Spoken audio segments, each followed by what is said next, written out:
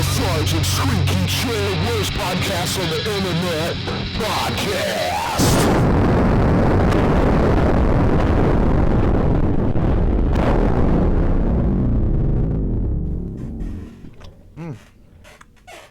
Oh boy. I'm here. I'm enjoying the fudge sickle. Trying to finish it off before I start.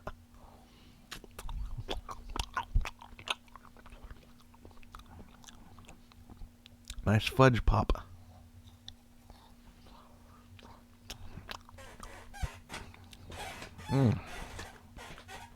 Yep. I'm almost done with my fudge pop.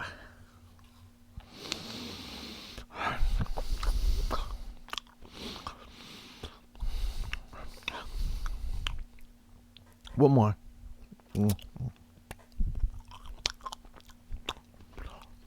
Fudge pop.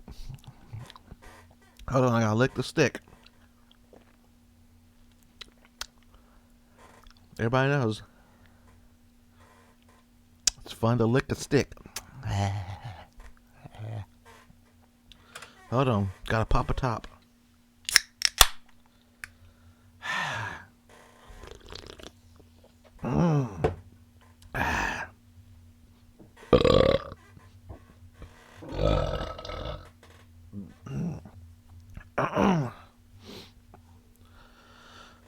Welcome everybody to the penultimate episode of the Lethargic Squeaky Chair,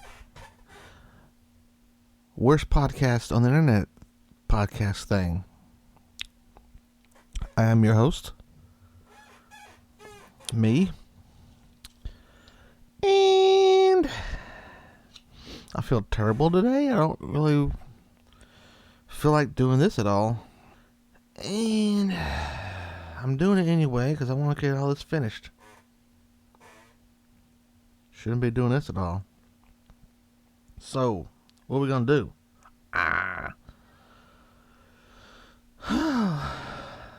I'm bored. Since, you know what? Here's what we're going to do. I don't have anything to talk about.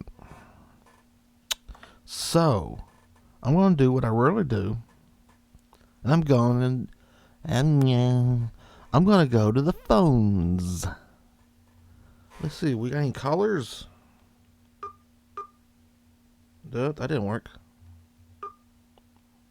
Hello. Caller? Are you there? What's your name and where are you calling from? Hello. Hello? Hello, what's your name? Where are you calling from? My name is Mohammed from Tuscaloosa. Oh boy, you're not gonna blow me up, are you? Hello. Ha ha ha. Oh. That is so funny I forget to laugh. Ha ha ha ha ha ha. Okay, I'm sorry. What's your name? Oh, you're sitting here. What you calling about? What's your question? First time caller. Oh, okay. Long time listener. Yeah, okay. I get it. Funny. What's your question? Hello. Question? Do you have one? No. Don't. Huh? No. Sorry. You got a question? What's going on? No. Huh? You put the red wire in. Huh? The red wire, not the green. What the hell? Sorry about that. I'm here. What's going on there? No, I said the red wire, not the green. Okay, that sounds crazy. What's going on? Oh, it's nothing to worry of. It's just my son is making a clock for his school. That sounds likely. What's your question? Hello. Okay. Mm-hmm. My question. Yep. What Uh-huh. do you think Yeah? of the presidential candidates? Oh, that's a good question. Thank you. Well, I'm going to hang up and let you listen off air. Got anything else to say before I go? Ramon! No. Get this Hang guy. up. Prank caller. Oh, God. I've taken 2 phone calls, and I've been Baba Booeyed and Ramoned. Well. Well. That is a good question, though. I am way into this election. I gotta bring up a list, though, because I can't remember how many there is. Okay, I got my list up. First of all, I love the presidential election runoff thingamajig. I get into watching this stuff every single time. It is the best television on television. And this time, it is beyond belief entertaining. And of course, that is all thanks to one man, Donald Trump. I have no idea how anybody out there doesn't love Donald Trump. I don't care about his politics. I don't care about all the crazy things he says. It's that he's just a wrecking ball crashing through this awful system. He has ruined everybody's day.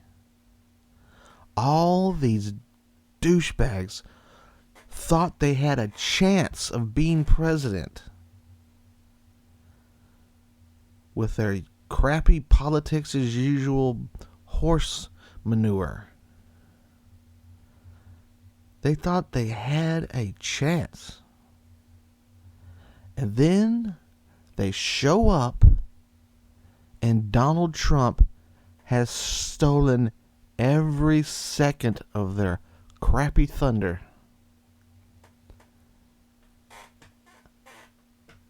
And he is such an asshole who is willing to call out anybody for anything that everybody else has to up their game and start acting like him.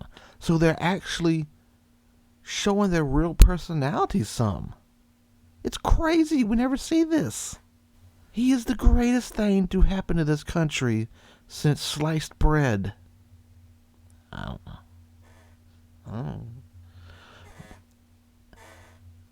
Usually, all we have is these fake assholes saying fake things to each other and pretending to like each other and saying the right nice things. And now there's this wrecking ball forcing them all to react to him, and we're actually getting to see the real candidates. And it's like people think Donald Trump's actually going to win. He has, I don't know, maybe if we're lucky he'll win, but I think he has no chance. But what he's going to do is make everything more interesting, make more people pay attention, make more people study and figure out who they actually want to vote for. And he's going to make the other candidates up their game. He's not the guy, but he's the guy who makes the guy. And the best thing is, we have become this awful society who pretends to be offended at every other word that comes out of every other person's mouth. We are the land of fake apologies. And then here comes this one knight in shining armor who says everything he thinks without thinking. What? Says everything he thinks without giving a... Who says everything he thinks and doesn't care what anybody else thinks about it. And when they call him on it, he refuses to apologize. In the land of fake apologies, the man who doesn't apologize is king. I gave no damn about Donald Trump. None whatsoever. He's a kook, goofy, dumbass. Don't care about him. Then he announced he was running for president, and he shows up, and he just wall, China, wall, China, wall, China, John McCain sucks. And he's my favorite person alive now. I would love to see him win. Even if he sucks, it's going to be 4 years of just hilarity. But we'll get back to him in a little bit. Let's go through the rest of the candidates. Gonna start with the Democratic side, because there's not a lot of those. You got your Joe Biden. He's not in the race right now that I'm recording this. Probably half of these people won't be in the race by the time I'm recording this, but I'm gonna do it anyway. Right after this root beer.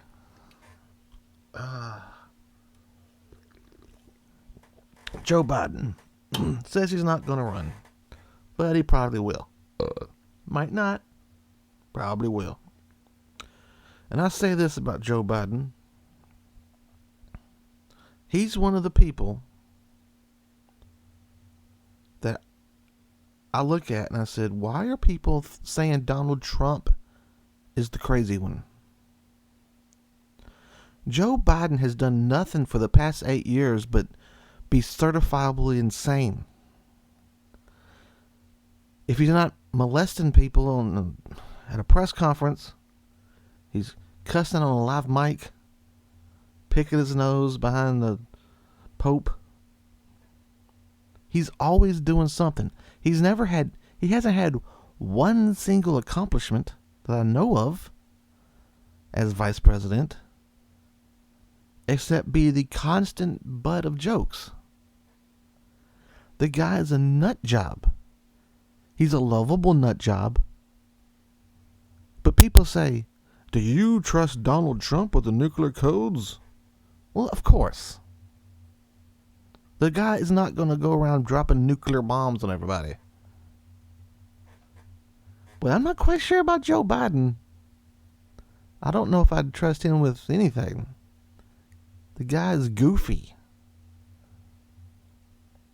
But he might be the best choice out of all the Democrats, which is the sad thing. And people act like the Republicans are in trouble. Joe Biden is insane. All right. Get my point. Lincoln Chaffee. I have no idea. He's the former governor of Rhode Island. Does that really count as a governor when you have 20 people in your state? Martin O'Malley, former governor of Maryland. I think most of his politics kind of suck. Don't agree with him. But the guy plays banjo. He plays the banjo. So, he might be my Democratic pick. Because he plays banjo. None of these other losers play banjo. So that makes him pretty cool in my book. And we got Jim Webb, former senator from Virginia. Never heard his name in my life.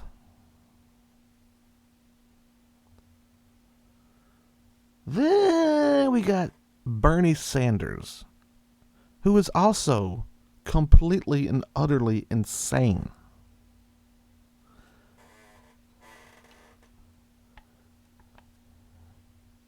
He is a socialist.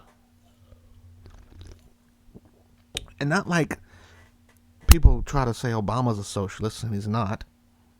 This guy, self-proclaimed socialist. His entire campaign is Robin Hood. He's going to steal from the rich and give to the poor. Watching his campaign speeches is like watching The Wizard of Oz. The Congress and the Senate are not going to allow him to do any of this craziness he's proposing. It's an utterly waste of a candidate. Nothing he wants to do is going to happen. He's another Obama. Obama made a lot of big promises. Hope and change, and business as usual. He's George Bush 2. Well, 3 technically. But he's a Democrat and he's black. But he's George W. Bush's evil twin brother. And I didn't know it could get more evil than George W. Bush, but it managed to get that way. Bernie Sanders is just the one thing that really makes me laugh about all this is for 8 years we heard, we're tired of the old rich white guy. We are so sick and tired of being led by old rich white guys. They did a good job for a few hundred years, but now we're sick of them. We don't want any of these old rich white men. Get us a black guy. Get us a woman. Get us a Filipino lady. No more old rich white guys. All the Occupy Wall Street douchebags. That's all they were saying. No more rich old white men.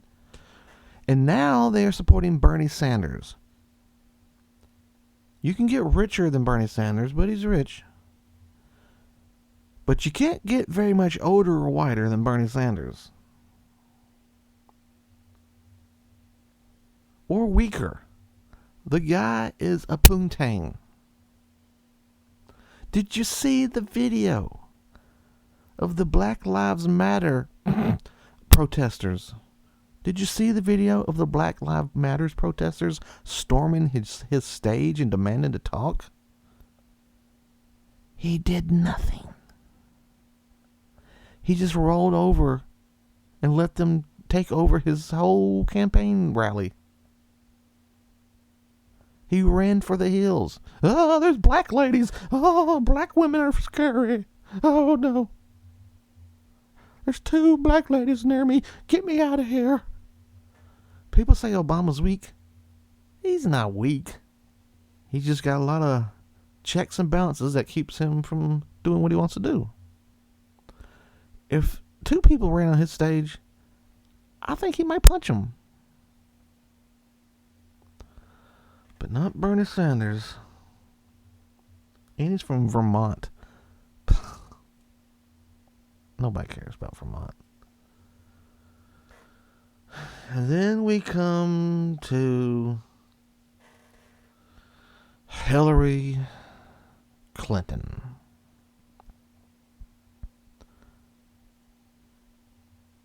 Once again, I ask, how is Donald Trump considered the crazy, stupid goof candidate? Hillary Clinton has one qualification to be president. She's been married to a president.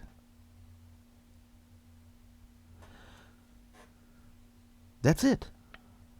She has no accomplishments to her name. 0.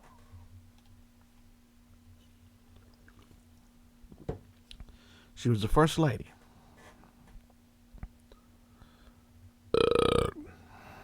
I think she said something about it takes a village. I think that's all she accomplished as first lady. It takes a village. Then she was a senator from New York. How that works, I have no idea. I mean, weren't they from Little Rock, Arkansas?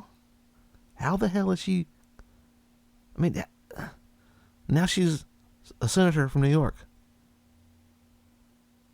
We know you're from Arkansas. You can't be a senator from New York. While she's in the Senate, what does she accomplish? Nothing.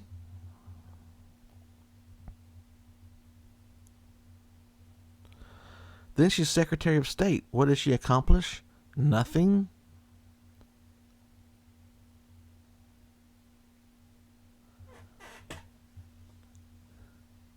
And then all she's done, she already ran against Obama and got her ass kicked. And for some reason, now the past 8 years since she lost has been nothing but her embroiled in one controversy after another. That's it. Benghazi, the emails, or falling down and banging her head. It's just constant. It's constantly Hillary Clinton suspected of this and suspected of that. It's just constant. She's done nothing in the 8 years to make her a better candidate. All she's done is become a worse one. Yet she's leading the pack. It makes no sense. And even before those 8 years, it's been controversy after controversy after controversy. She's been married to Bill Clinton, who has been in controversy after controversy after controversy. But I love Bill Clinton. I'll take Bill Clinton right now. Put him back. Because despite his controversies and setbacks, he has a million accomplishments. And you know he can get the job done. Hillary Clinton has never gotten any job done. That's why Monica Lewinsky had to give the blowjob.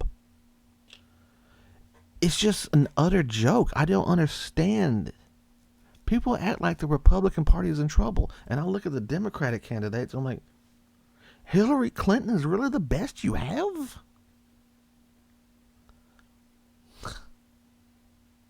I would take 20 Donald Trumps over Hillary Clinton.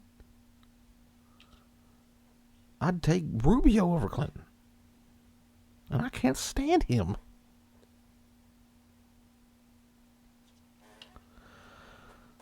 We're really dragging this out, ain't we? Let's go to the Republicans. That'll take up a couple hours. Okay, let's go Jeb Bush. Jeb Bush. Oh. Is that really what we want? Another Bush against another Clinton?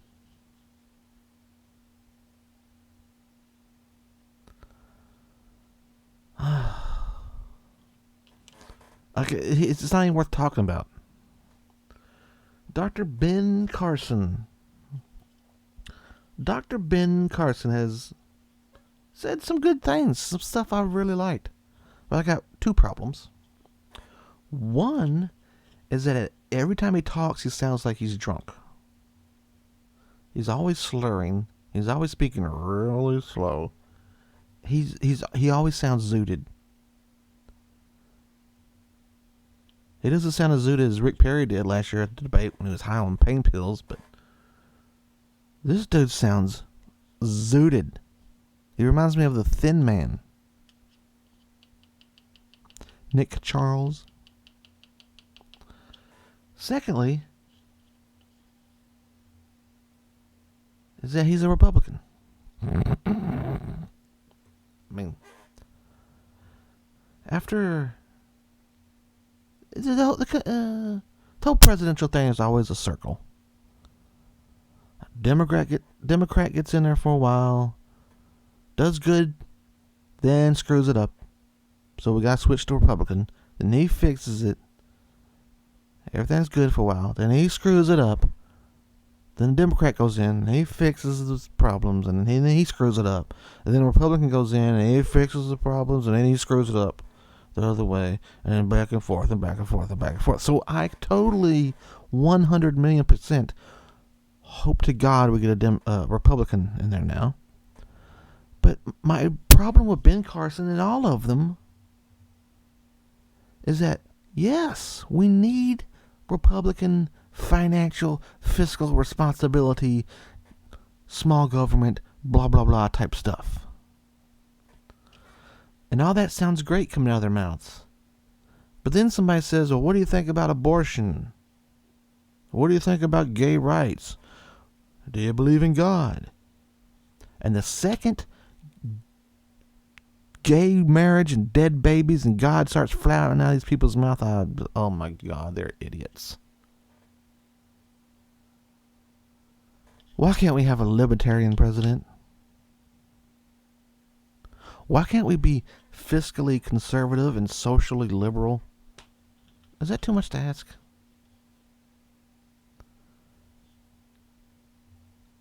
And it just, I don't understand why they don't and I just don't understand why they can't see that they come off as the biggest hypocrites around.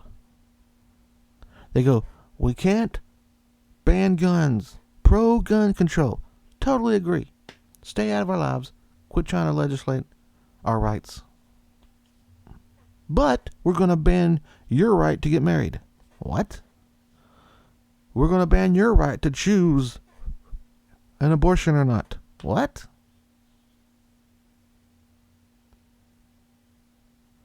Either you get out of our pockets and get out of our lives, or you're going to meddle in our lives a whole lot. Which one is it?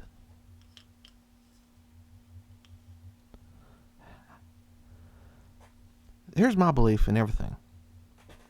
Freedom.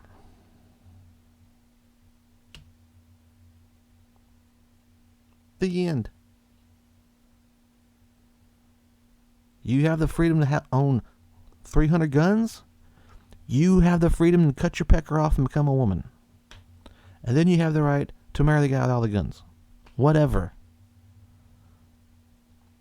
Rip the babies out of your vaginas all you want. It might not be something I'd do. But if you want to do it, go ahead and do it. Freedom. You have the right to do whatever you want to do. That's not illegal. But I have the freedom to say, I think you're an asshole. You have the freedom to get married to a man. This guy over here has the freedom to not like it. The end.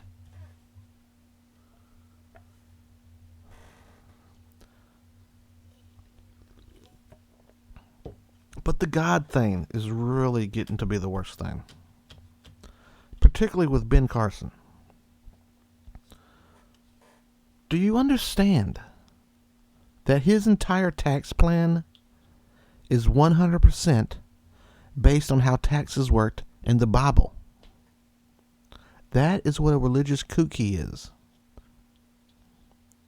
Even if the Bible tax system was great.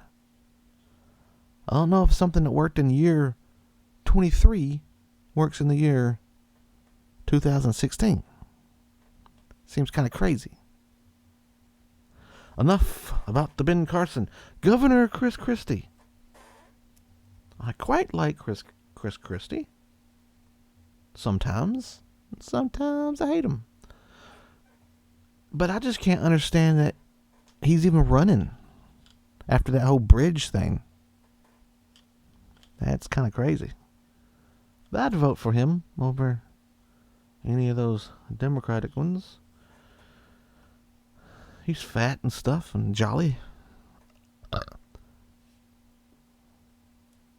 He says a lot of those hacky politician things, but for some reason I believe him when he says them. I don't know. Then we got U.S. Senator Ted Cruz.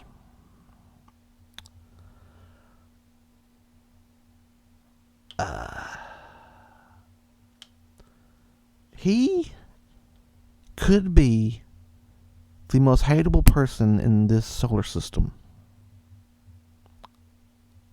He's just the worst. His talking voice is, it's so grating. And the bull sugar that comes out of his mouth. There is not one second of that man's existence, I believe, is real. I don't believe a single word that comes out of his mouth. He is so fake and insincere. And I guarantee this. Sometime in our lifetime, his secret is going to come out. He's either gay or a child molester. Guaranteed. Lethargic guarantee. The guy's got something hidden in his closet.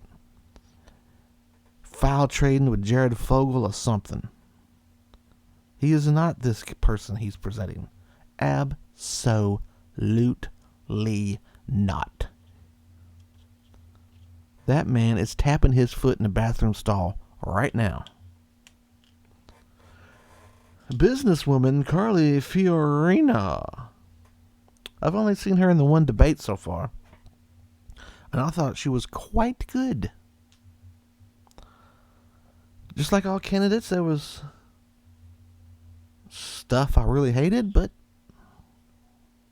I might vote for her if it was down to her and a Democrat. She's kind of hard to look at, and she is a woman. Do we really want a woman?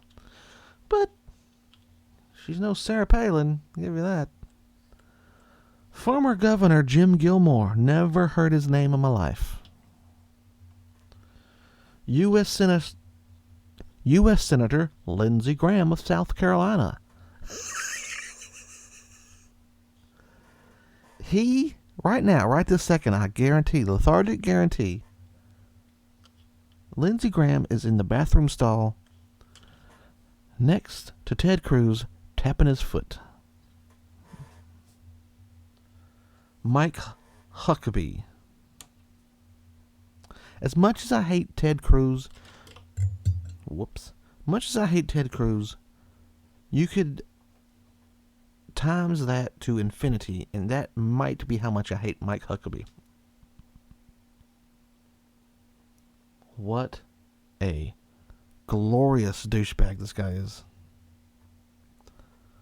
And the fact that he's hitched his entire campaign to that awful piece of garbage in Kentucky, the county clerk refusing to give the gay marriage licenses. I mean, what and who is running his campaign? The entire country hates that woman's guts, except about 200 rednecks. I'm sure the Westboro Baptist Church loves her to death, but that's about it. Everybody else hates her guts. Even if you're on her side, you think, well, she's got a job to do, and so she should do it. And quit trying to make it all about her. I mean, there's a million reasons to hate her. And why Mike Huckabee would tie his entire campaign so close to this woman. He might as well have tied it to the Charles Manson.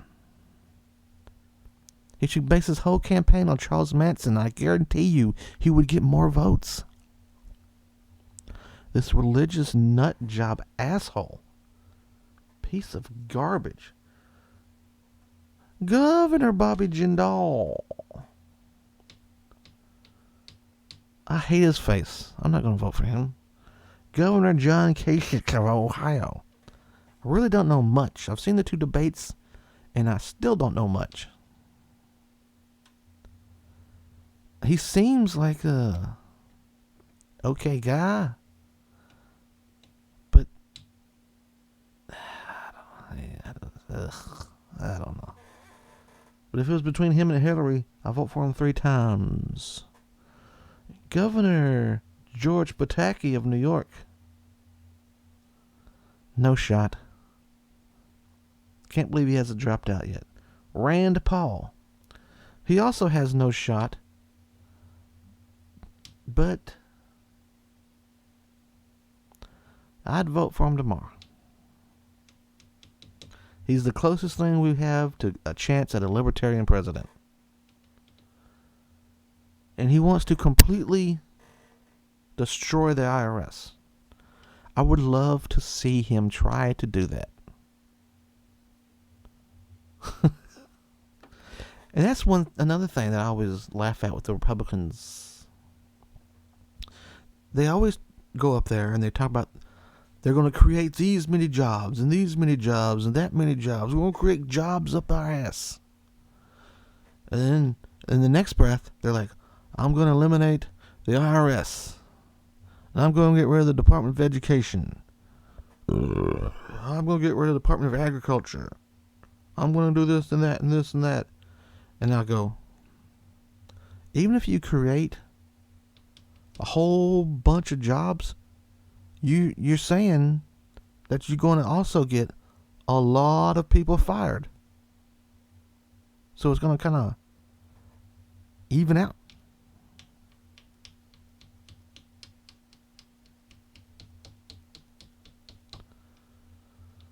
I do like the flat tax. Rand Paul also has some funny hair. U.S. Senator Marco Rubio. He is the most frustrating. Because I like 90% of what he says. I'm like, I can't believe I like Marco Rubio.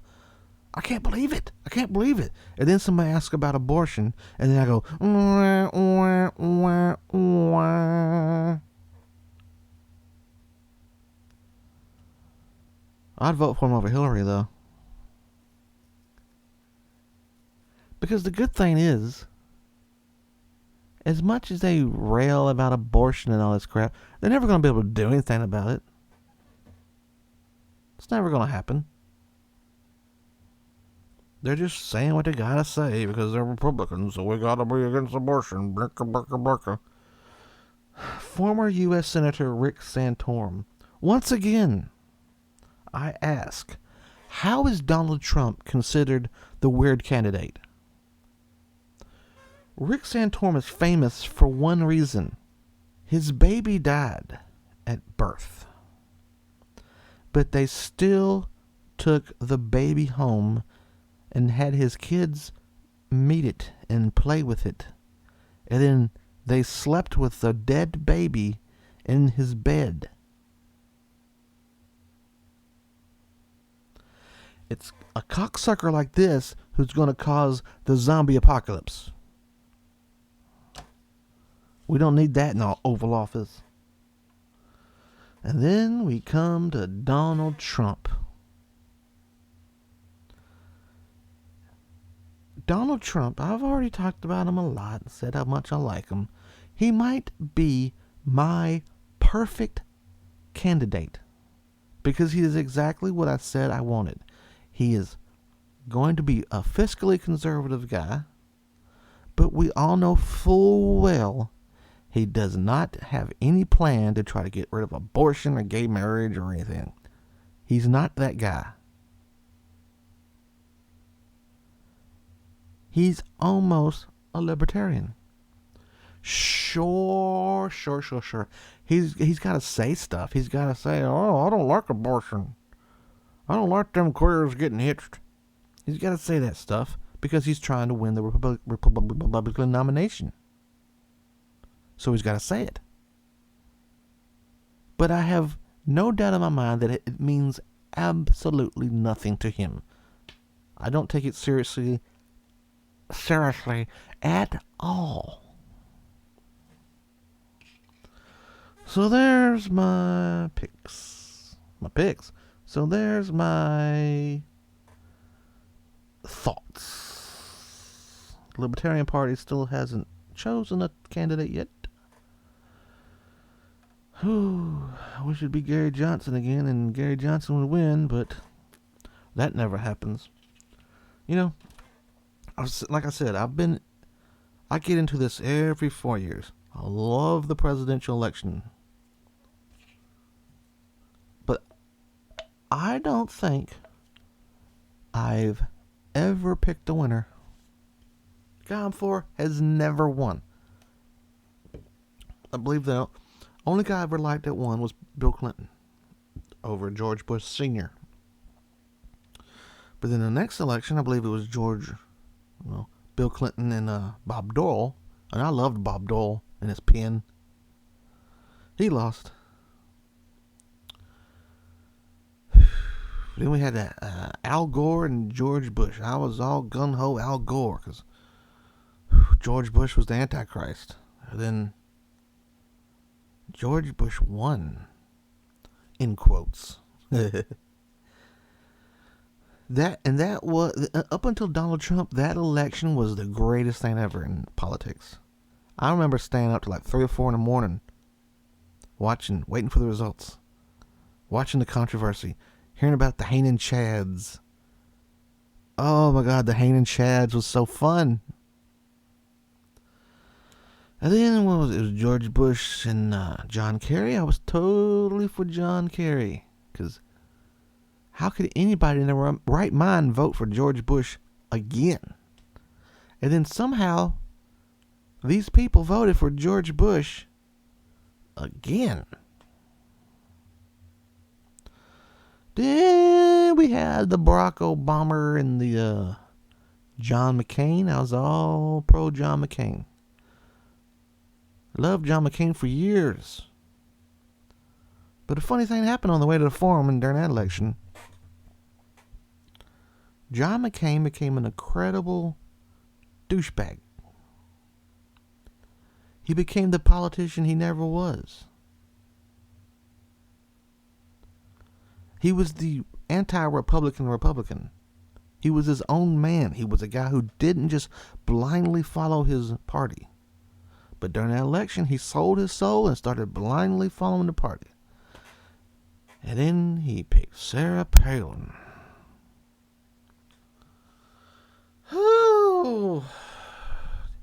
And by the time the election was over, I still voted for him, I do believe. But I was like, it would be pretty fun to get to see the first black president. I started buying into all that hope and change stuff. And then there weren't any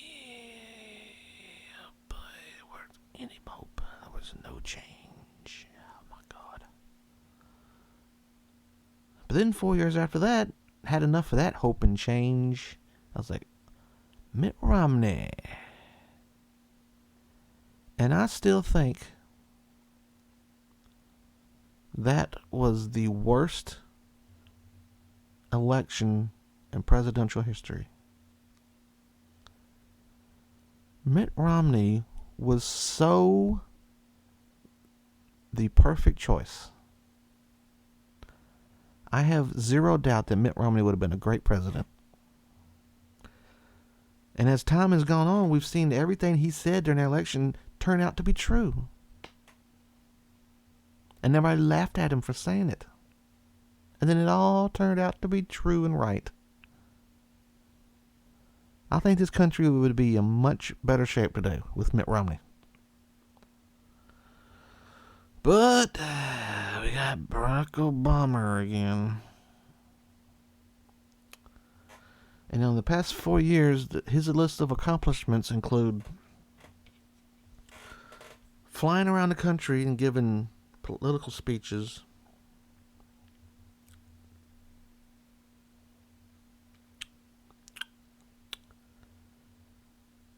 yep, that's about it. So, that's the end of that. I think I talked about that enough.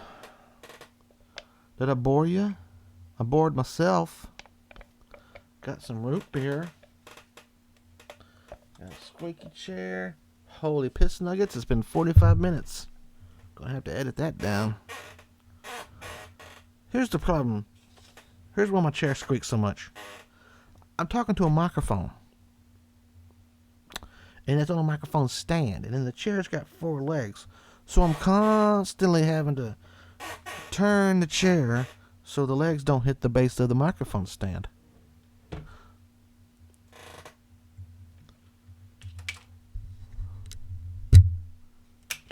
I always gotta turn it so the microphone stand goes in between two of the legs. This week's sponsor of the podcast is A&W Diet Root Beer. Go to ANW.com and input the code to get a free 6-pack. Not even trying anymore, really. Notice that? Folders here. The main attraction of this podcast, wink wink, is this folder here. It's an old folder I had in high school that I recently rediscovered. And it has old lyrics and old stories that I wrote when I was a very young man and thought I was awesome. It turned out I was not awesome. And this all sucks. So I found it to be very funny-ish to go through this crap and read it to you people and let you see how awful I really was.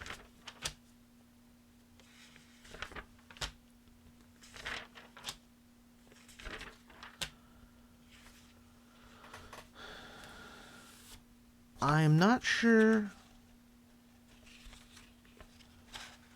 Okay, let's do 2 lyrics this week. Maybe 3. Because the story I'm going to read is pretty long. It's the longest one so far. And I'm trying to save a lot of good lyrics for the big season finale next week. A very special episode of the Lethargic Squeaky Chair podcast thing.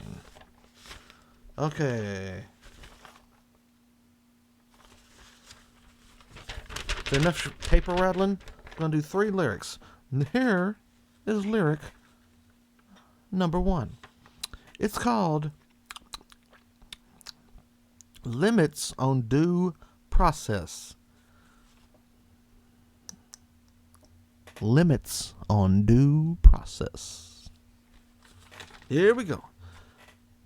Miranda warnings mixed with winter dreams.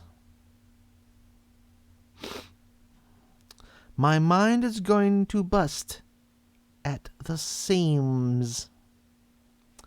Annual reports mixed with criminal cases. My mind is a series of mazes. Vodka death black sucks life white. Thin blue time fat red past. Future dust orange present dirt yellow. I bet y'all don't understand what that means, but I'm really smart, so I do. Annexation mixed with consolidation. My mind is filled with information. Prisoners mixed with the death penalty. I'm going crazy, can't you see? One of the E's in C is backwards, so I was crazy. Right. Okay, right like the direction, and then right as the action, and then right as the direction again. Left, draw, wrong. Thin, death, dust, fat, life, dirt. Future, red, sucks, past, blue, life. Yep.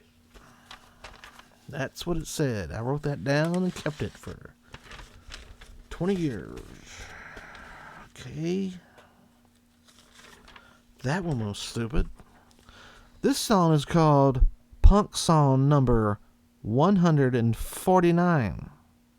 So apparently this is going to be a punk song. And it's the 149th punk song. just in case you were wondering. I don't know why I'm here in a world where nobody cares. Nobody cares about me. Somebody set me free. Somebody help me. Help me leave me. Confusion takes control. Paranoia breaks my mind. I don't know why I'm here in a world where nobody cares. Nobody cares about me. Somebody set me free. That song wasn't very funny, but what are you gonna do?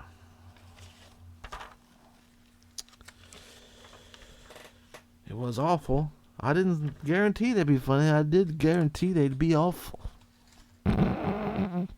This next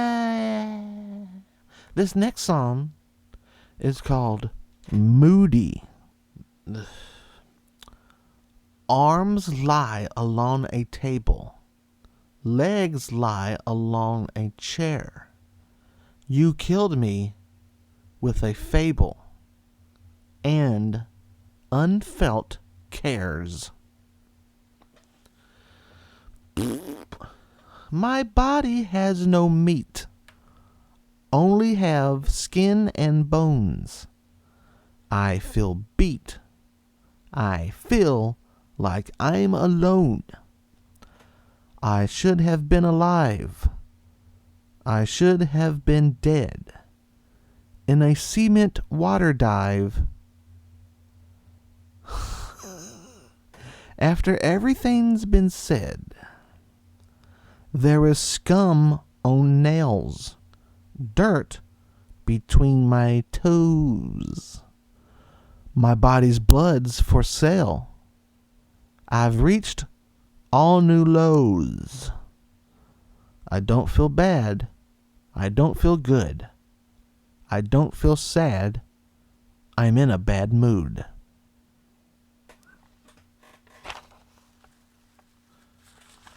Award winning.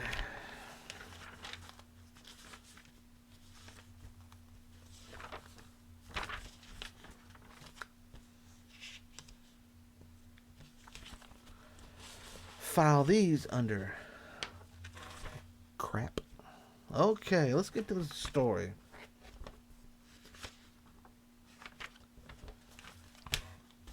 This story has a cover sheet.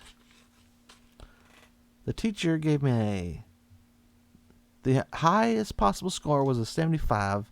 I got a -7, so I got a 68. And she wrote, exciting. And apparently we was looking for 6 traits. And then it's got each trait has strengths and weaknesses, and she checked strengths or weaknesses that this story had. First trait is ideas and content. I got all strengths. She checked interesting, well focused, clear, detailed, complete, and rich. And then under written from experience, she put a question mark. I can't wait to see what this story is, to see if she couldn't tell if it was written from experience. Under weaknesses, one of the boxes is boring. She didn't check that. She apparently didn't listen to this podcast. Could you imagine being in school and you put all this work in and writing some story that's several pages long, and then you get your checklist back and the teacher checked boring. Trait 2, organization. I got checks in good introduction, good placement of details, strong transitions. Reader doesn't have to think about organization. Strong conclusion. Starts somewhere and goes somewhere. Builds tension and creates interest. I didn't get a check in smooth, easy pace.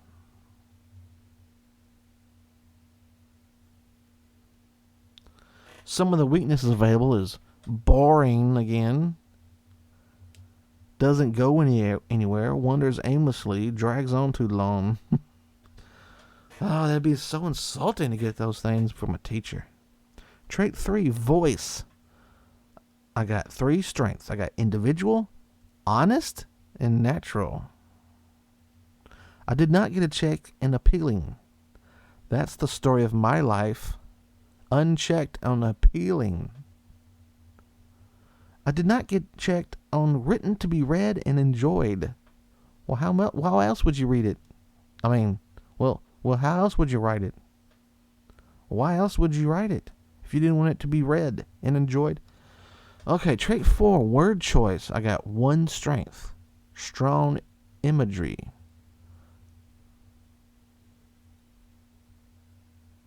Under weaknesses, I got checked on language is vague and abstract. Mostly is, are verbs. I don't even know what that means. Trait 5, sentence fluency. I got checked on fluid strength. Strength. Trait 5, sentence fluency. Under strengths, I got checked on fluid, varied sentence length, varied sentence structure, and varied sentence beginnings.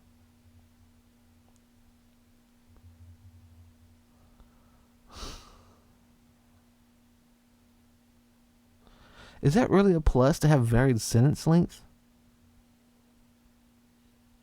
I mean, doesn't every story have a varied sentence length? Nobody sits there and says, oh, I gotta have 10 words per sentence, and that's it. Trait 6, conventions. I got three checks under strength and 4 under weakness. Under strength, I got easy to read, good margins. Oh, thanks. I worked hard on the margins. An effective title. And this wasn't enough. She also wrote excellent. Under weaknesses, I got spelling faulty, not phonetic. Punctuation doesn't work well with sentence structure. Grammatical problems and faulty usage. My one listener Flack has edited it to me before and proofread my writings, and I'm sure he would check the same boxes. Okay, through the title page, we get to the story. At the top of my story, she wrote, entertaining. She wrote, creative idea for a plot. Over here, she wrote, excellent use of fragments. And she wrote another cliffhanger. I don't know what that's about. And on the last page at the end, she says, marvelous writing talent. I hope you continue to write in college and for your personal satisfaction.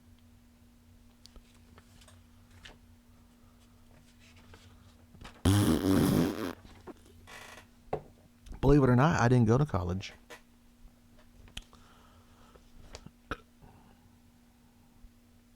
There's one mistake she has circled here that says mistake on board Tuesday.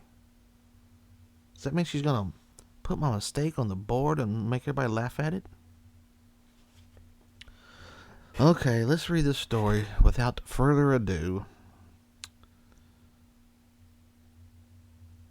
I hope this is somehow entertaining, but I'm pretty sure it won't be.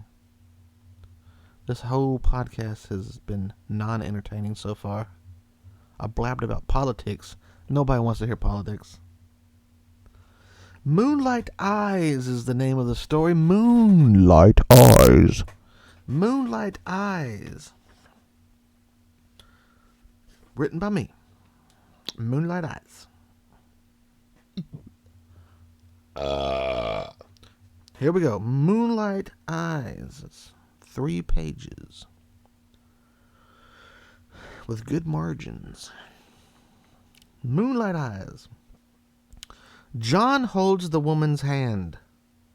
From her hand, he can tell that she will never have a child. Never marry. Never go to Europe like she wants to. And she will die very young. He tells her everything except the part about her death. No one wants to hear that they are going to die. At least most people don't. Some people beg him to tell them, and when he does, they usually always run out of the house, calling him a liar and wanting their money back.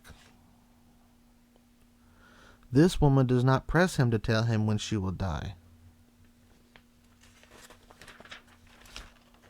All right. He tells her everything else.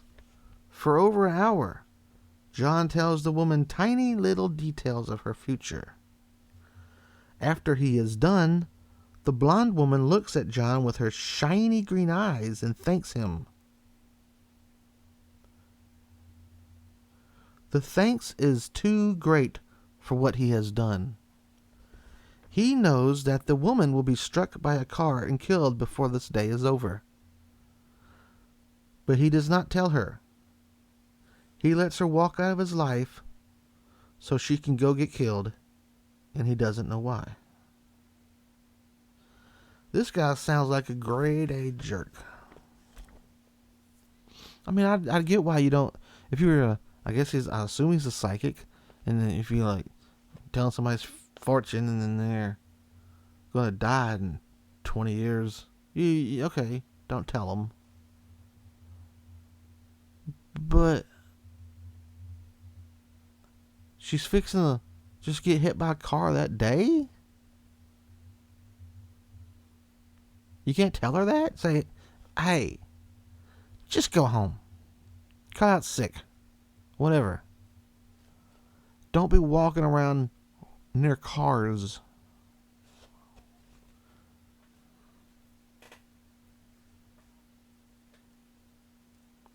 I mean, he could go to the scene where she's going to get killed and push her out of the way. And then he might get some. If you know what I mean. It makes him think. He wonders if he would like to know when he was going to die. Why wouldn't he know? Hold your own hand. He would. John has never used his powers on himself. It is time to try. John grabs a picture of himself and sets it in front of him. He concentrates on the picture. His eyes close and he goes into some sort of trance. Then it's got an asterisk. I don't know what that means. I guess it's a chapter break? When John was 5, his eyes began to change colors. His eyes began to change from a shade of brown to a shade of purple. He was the only person he had ever seen who had purple eyes. And the teacher writes Elizabeth Taylor.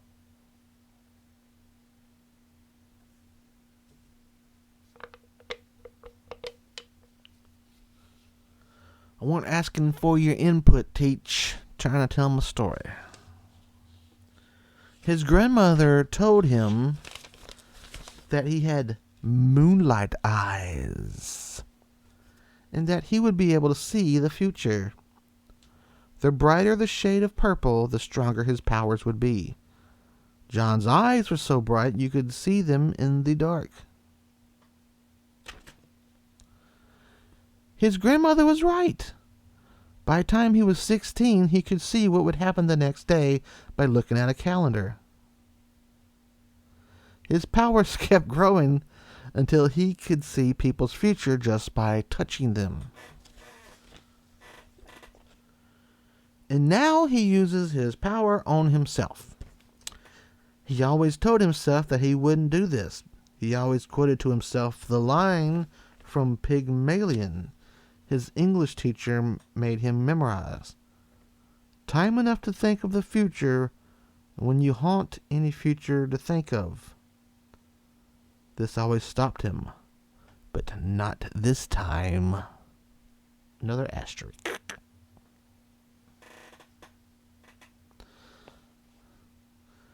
He awakens from the trance to find himself surrounded in darkness. Dark. Black. 2 red eyes appear in front of him, accompanied by a voice. You let her die, John. No, I didn't. You killed her. No. You are a murderer. No. You know what is going to happen and you let her leave. I can't alter the future. Murderer. Murderer. Murderer. Murderer. The scene switches. John sees the woman crossing the road in front of the First National Bank. He sees the car smash into her and her limp body fly into the air. The body comes down with a thud at John's feet. John awakens in a sweat. He stands up and runs out the door. He runs and runs through the city streets. He takes a left, another left, a right, a left, and another right. Directions. He is now at the bank. He looks across the street. The woman puts her foot on the pavement and begins to cross. He looks down the road. A red Corvette speeds down the road with no hint of stopping. John begins running toward the woman. The car draws closer. John runs closer. He reaches the woman. Closer. He pushes the woman back onto the sidewalk. Closer. She screams as she falls. Tires squeal. A pain in John's side. A feeling of weightlessness. Pain as he smashes into cracked concrete. A tunnel with a bright light at the end.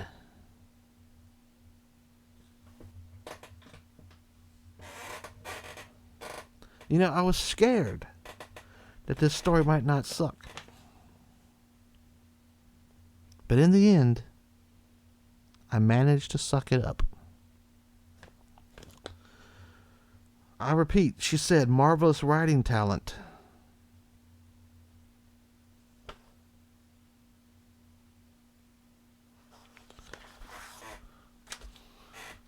That story just made me sad. Now I'm depressed.